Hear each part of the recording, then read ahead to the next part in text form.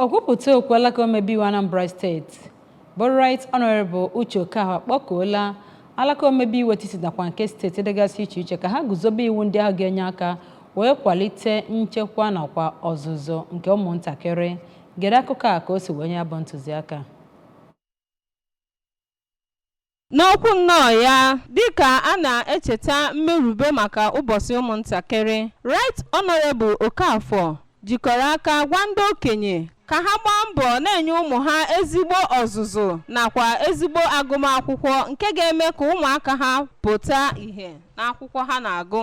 Onye okwupụta okwu ahụ dụkwara ndị nne na nna ọdụ ka ha gbaa mbọ na-ahụrịta ụmụ ha niile n'anya, ghara ịkpa oke n'etiti ịhụnanya ha na-enyekọrịta ụmụ ha. Ọ gwakwara ụmụntakịrị ka ha gbaa mbọ tinye uchu n'akwụkwọ ha na-agụ dịka ihe nke ga-enyere ha aka n'ọdịnihu.